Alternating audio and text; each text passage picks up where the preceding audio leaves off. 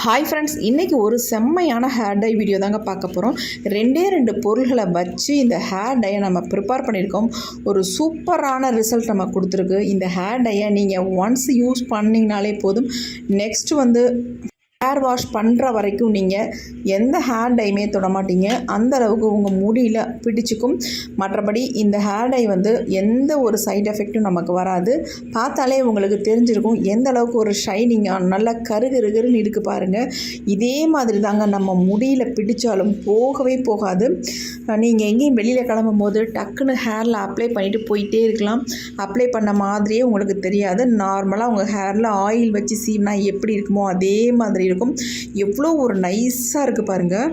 கொஞ்சம் கூட ஒரு திப்பியாலாம் எதுவுமே இருக்காது. அந்தளவுக்கு ஒரு ஸ்மூத்தாக இருக்குது பாருங்கள். கையில் நான் கொஞ்சம் வச்சு காட்டுறேன் பாருங்கள் எந்த அளவுக்கு ஒரு ஸ்மூத்தாக இருக்குது அப்படின்ட்டு. கண்டிப்பாக இந்த ஹேர் டையை நீங்கள் ட்ரை பண்ணுங்கள். ரொம்ப யூஸ்ஃபுல்லாக இருக்கும். அது மட்டும் இல்லைங்க, இந்த ஹேர் டையை நான் எப்படி ப்ரிப்பேர் பண்ணியிருக்கோன்னா அதே மாதிரி நீங்கள் ப்ரிப்பேர் பண்ணுங்கள். அப்போ தான் உங்களுக்கு இந்த அளவுக்கு ஒரு சூப்பரான ரிசல்ட் நமக்கு கிடைக்கும். வாங்க இந்த ஹேர் டையை நம்ம எப்படி ப்ரிப்பேர் பண்ணலாம், இது கூட என்னென்ன நம்ம சேர்க்கலாம் அப்படின்றத வீடியோக்குள்ளே போய் டீட்டெயில்டாக பார்த்துட்டு வந்துடலாம். இந்த ஹேர் டையை ரெடி பண்ணுறதுக்கு நம்ம ஃபர்ஸ்ட் என்ன எடுத்துருக்கோம் அப்படின்னா கருவேப்பிலை தாங்க எடுத்துருக்கோம். இந்த மாதிரி ஃப்ரெஷ்ஷான கருவேப்பிலையாக எடுத்துக்கோங்க. அது மட்டும் இல்லைங்க, நல்லா வாஷ் பண்ணிடுங்க. வாஷ் பண்ணிட்டு தண்ணியே சுத்தமாக இருக்கக்கூடாது.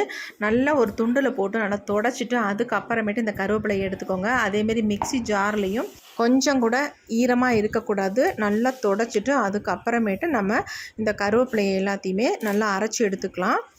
இப்போ நம்ம எல்லா கருவேப்பிலையும் உருவி போட்டுக்கலாம். நல்லா இறுக்கி பிடிச்சா 2 கைப்பிடி வர்ற மாதிரி கருவேப்பிலை எடுத்துக்கோங்க. அல்லது உங்களுக்கு இதுக்கு அதிகமாகவே உங்களுக்கு தேவைன்னா தாராளமாக நீங்கள் அதிகமாக எடுத்துக்கலாம்.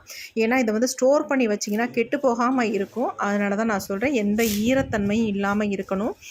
ஈரத்தோடு நம்ம போட்டு ரெடி பண்ணோம்னா கண்டிப்பாக ஹேர் டை கெட்டு போயிடும். அதுக்காக நான் சொல்கிறேன்.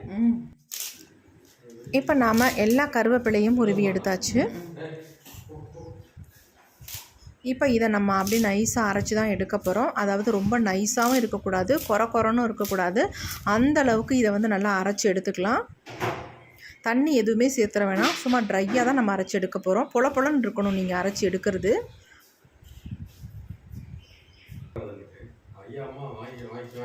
இப்போ நாம் அரைச்சி எடுத்துகிட்டு வந்தாச்சு. பாருங்கள் நான் எப்படி அரைச்சி எடுத்துருக்கேன்னு. இந்த மாதிரி நீங்கள் அரைச்சி எடுத்துக்கோங்க. நல்லா ஸ்பூன் வச்சு இந்த மாதிரி எல்லாம் எடுத்து விட்டுக்கலாம். நல்லா கொஞ்சம் கூட தண்ணி சேர்க்காமல் நல்லா பொல நம்ம அரைச்சி எடுத்துட்டோம். பாருங்கள், கொஞ்சம் கூட கையில் ஒட்ட மாட்டேனுது. இந்த மாதிரி நீங்கள் அரைச்சி எடுத்துக்கணும். இப்போ இதை அப்படியே இருக்கட்டும். அடுத்து நம்ம என்ன பண்ண போகிறோம் அப்படின்றத பார்க்கலாம். அடுத்து நம்ம ஒரு இரும்பு கடாய் ஒன்று எடுத்துக்கலாம். ஸ்டவ்வில் வச்சுக்கலாம். கண்டிப்பாக நீங்கள் இந்த ஹேர் டையை ப்ரிப்பேர் பண்ணுறதுக்கு இரும்பு கடாயை எடுத்துக்கோங்க. இப்போ இதில் 3 ஸ்பூன் அளவுக்கு வெந்தயம் சேர்த்துக்கிறேன். இதுவும் உங்களுக்கு எவ்வளவு தேவைப்படுதோ அந்த அளவுக்கு நீங்கள் எடுத்துக்கோங்க. இன்னும் கூட அதிகமாக தாராளமாக எடுத்துக்கலாம். ஸ்டோர் பண்ணி வைக்கிற மாதிரி இருந்தால் இன்னும் அதிகமாக எடுத்துக்கோங்க. இப்போ இதை நல்லா செவக்க வறுத்து எடுத்துக்கலாம். கொஞ்சம் செவந்து வரட்டும். கையெடுக்காமல் நம்ம வறுத்தோம்னா தான், மிக்ஸ் பண்ணி விட்டுட்டே இருந்தோம்னா தான் எல்லாமே ஈவனாக ஒரே மாதிரி செவந்து வரும்.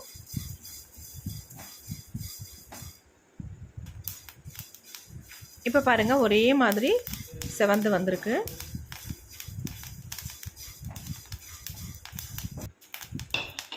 அடுத்து நாம் அரைச்சி வச்சுருக்கோம் பார்த்திங்களா கருவேப்பிலை, அதை இதில் ஆட் பண்ணிக்கலாம். எல்லா கருவேப்பிலையும் இதில் சேர்த்துக்கலாம்.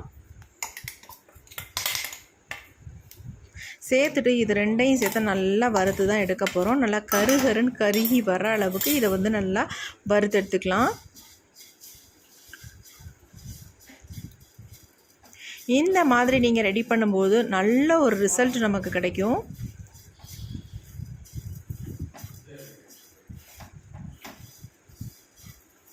அதேமாரி வறுக்கிறதுக்கு ரொம்ப ஈஸியாக இருக்கும். முழு கருவேப்பிலையாக போட்டிங்கன்னா உங்களுக்கு சரியாக வறுபடுறதுக்கு ரொம்ப லேட் ஆகும். இந்த மாதிரி நீங்கள் ரெடி பண்ணும்போது நல்ல ஈஸியாக டக்குன்னு வறுபட்டுரும்.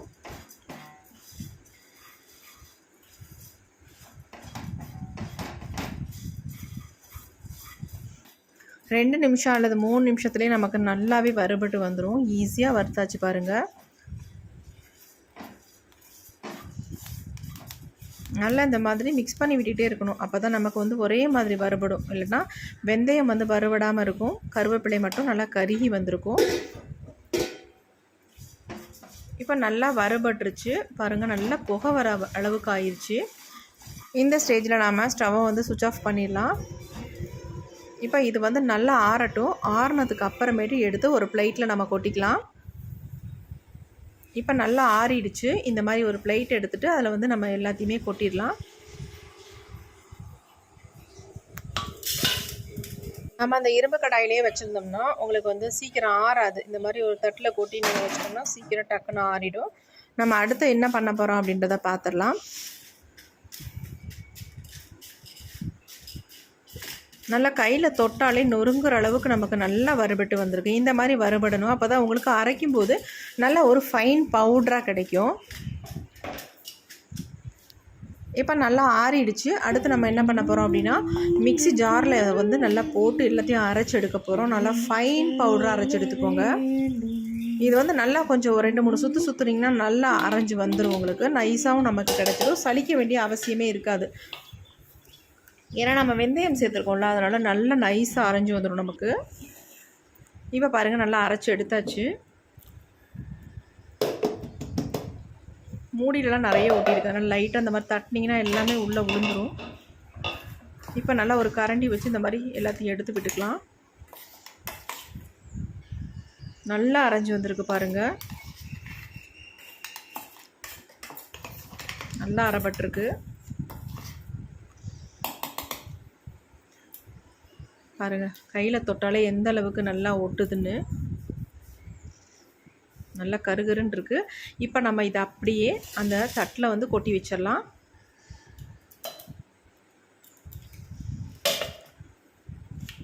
கொட்டினதை நீங்கள் என்ன பண்ணுங்கள், ஸ்டோர் பண்ணி வச்சுக்கணும் அப்படின்னு விருப்பப்பட்டிங்கன்னா இதை வந்து நல்லா ஒரு ஏர்டைட் டப்பாவில் போட்டு வச்சுக்கிட்டிங்கன்னா உங்களுக்கு எப்பப்பெல்லாம் தேவையோ அப்பப்போ எடுத்து நீங்கள் யூஸ் பண்ணிக்கலாம்.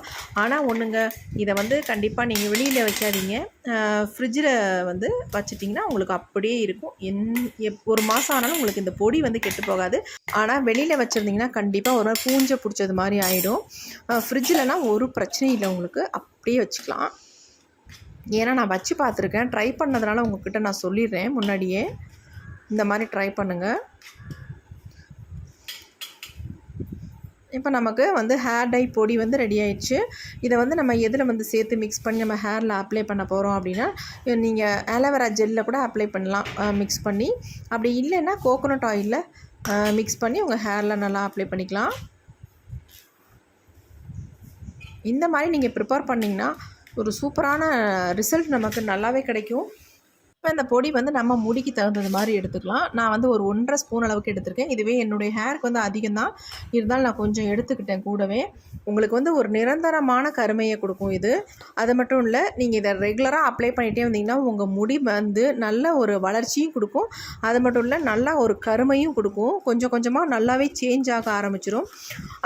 நீங்கள் வந்து இன்ஸ்டண்ட்டாக உங்கள் முடியை வந்து பிளாக் ஆக்கிக்கணும், நம்ம வெளியில் கிளம்புற நேரம் ஒரு டை அப்ளை பண்ணிட்டு போகணும், ஐயோ என்ன பண்ணுறது அப்படின்னு யோசிச்சிங்கன்னா கண்டிப்பாக இந்த ஹேர் டையை வந்து ரெடி பண்ணி டப்பாவில் போட்டு வச்சுக்கோங்க. இந்த பொடியை டக்குன்னு ஹேரில் அப்ளை பண்ணிவிட்டு நீங்கள் அப்படியே போயிட்டே இருக்கலாம். நெக்ஸ்ட்டு நீங்கள் வந்து ஹேர் வாஷ் எப்போ நம்ம எப்படி டெய்லி பண்ண மாட்டோம், ஒரு நாள் விட்டு ஒரு நாளாவது பண்ணுவோம். அந்த மாதிரி நேரத்தில் நீங்கள் ஒரு டைம் நீங்கள் வாஷ் பண்ணால் கூட இது வந்து போகாது.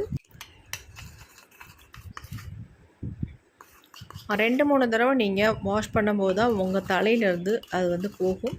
ஆனால் நீங்கள் வந்து ஹேர் வாஷ் பண்ணுறதுக்கு சீகக்காய் யூஸ் பண்ணிக்கோங்க, அல்லது மைல்டு ஷாம்பு போட்டு வாஷ் பண்ணிக்கோங்க. இதை வந்து ரெகுலராக நீங்கள் பண்ணிட்டு வந்தீங்கன்னா உங்கள் முடி சேஞ்ச் ஆகிறது உங்களுக்கே நல்லா தெரியும். அது மட்டும் இல்லை, உங்கள் முடியோட வளர்ச்சி நல்லாயிருக்கும். முடி வந்து கொட்டவே கொட்டாதுங்க, அந்தளவுக்கு சூப்பராக இருக்கும்.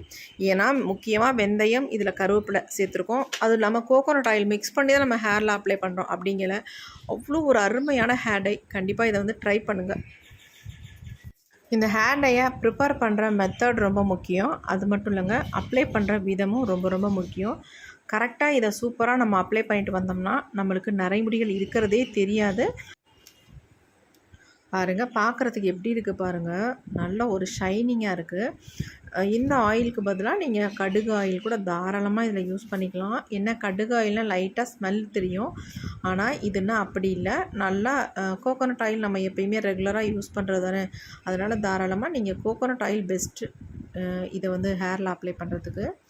பாருங்கள் எந்த மாதிரி இருக்குது அப்படின்ட்டு. செம்மையாக இருக்குது. கண்டிப்பாக நீங்கள் ட்ரை பண்ணுங்கள். ஒரு சூப்பரான ரிசல்ட் கொடுக்கும். இந்த கையை நான் 2-3 தடவை கழுவுனாதாங்க அது வந்து போகும். அது வரைக்கும் போகவே போகாது. நல்லா பிசு பிசுன்னு பிடிச்சிக்கும். இந்த வீடியோ உங்களுக்கு பிடிச்சிருந்தா லைக் ஒன்று போட்டுக்கோங்க. Thank you friends.